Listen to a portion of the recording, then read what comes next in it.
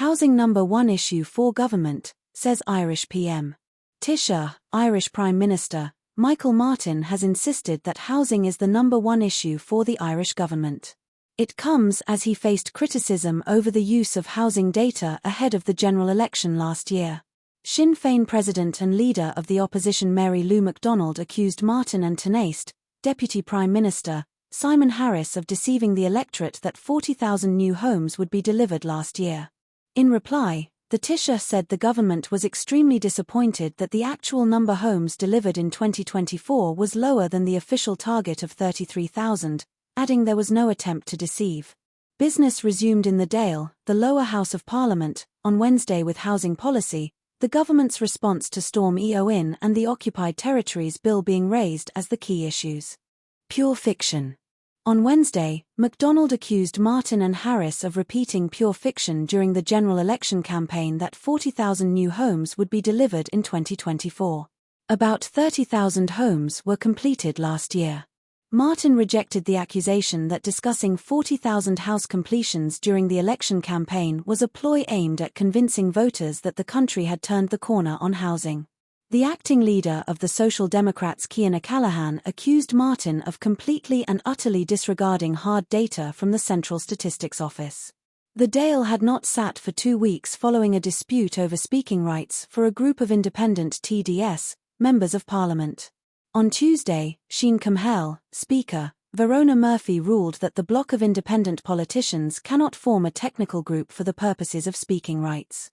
The row resulted in chaotic scenes in the Dáil before a new government was elected last month.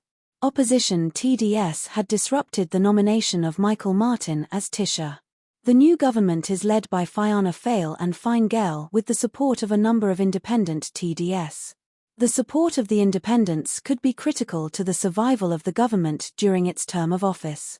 The two main government parties had sided with the independent TDS in the speaking rights row. Missing in action after Storm. During Wednesday's sitting, TDS discussed the government's response to Storm Éowyn. Storm Éowyn brought record-breaking gusts in excess of 183 km per hour to the west coast of Ireland last month.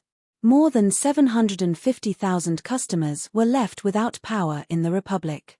The figure has since been reduced to thousands, but the final phase of the repair and restoration operation is being hampered by remote locations in the countryside and a high number of one-off rural dwellings. Labour leader Ivana Bocik said people have been forced to hold wakes for dead relatives by candlelight due to the ongoing fallout. It is unacceptable that 18,000 homes, farms and businesses are still without power and some won't have their electricity restored until the weekend, she said. At the peak of Storm Éowyn, 768,000 people faced power outages. The Social Democrats said it was completely unacceptable that the government was missing in action following the destruction of Storm Éowyn last month. Sinn Féin's Claire Kerrane told the government, "You're about 12 days too late, you return here as the vast majority of homes are reconnected." Shame on this government, Kerrane added, for not reconvening the Dáil. International issues. Martin told the Dáil that he does not take lightly the importance of the economic relationship with the US. The government will protect it whilst also maintaining our values and our foreign policy, he said. It comes as two proposals were brought to Cabinet, one to establish a consultative trade forum in Ireland chaired by the Tánaiste, and another to establish a strategic advisory group of businesses in the US with Irish connections. At the center of these proposals is the threat from US President Donald Trump to impose tariffs on the EU, and his suggestion of a US Gaza takeover. Martin said in relation to Gaza the most important thing is the ceasefire, to make sure the second phase is confirmed and to ensure all hostages are released.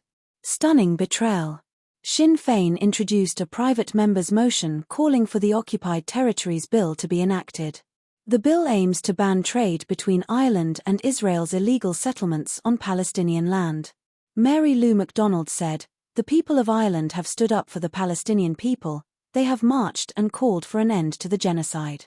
The people of Ireland stand once again on the right side of history and they call on their government to stand on that side." She said the legislation is not only a legal response to Israel's brutal crimes but that it chimes directly with the values of the Irish people. MacDonald urged the government not to replace the legislation with a watered-down version which would represent a stunning betrayal of the Palestinian people. She described Donald Trump's latest remark on a Gaza takeover as astounding in its cruelty. Harris said that there were not just technical issues but significant legal issues with the Occupied Territories Bill. "Pass the bill now sounds great, but there are major legal issues," he said. The Speaker of the House, Verona Murphy, concluded that the Occupied Territories Bill amendment will be deferred until the following week. Belt up for a bumpy ride. Analysis by Kevin Sharkey, BBC News NI Dublin reporter. The rowdy scenes witnessed when the new Dáil met for the first time a fortnight ago are now in the rearview mirror. Part of the fallout, reputational damage and some wounded political egos. There was no repeat when the Dáil met for the first time since the new government was eventually elected last month, a day late. Now, this government can get down to the real business of running the country while the opposition can prepare to mark the government's homework over the next 5 years. There is no shortage of urgent business for the new government, and one of the pressing issues of this particular moment demonstrates how unforeseen events can easily torpedo the best mapped-out strategy of any government, the fallout from Storm Éowyn. People around the country are now asking how tens of thousands of homes, farms, and businesses could be left without power for more than a week, and thousands more left without electricity almost 2 weeks after the storm. The issues around potential U.S. tariffs will certainly concentrate the minds of this government, and the annual St. Patrick's Day exodus of ministers to the U.S. will be particularly focused this year. At home, the opposition is already waiting to pounce on the government's handling of the ongoing national housing crisis and the provision of basic healthcare services. The opposition also knows that the government will be relying continuously on the support of independent TDS to survive. So, all considered, there will be many hurdles for this new Irish government over the next 5 years. Belt up for a bumpy ride.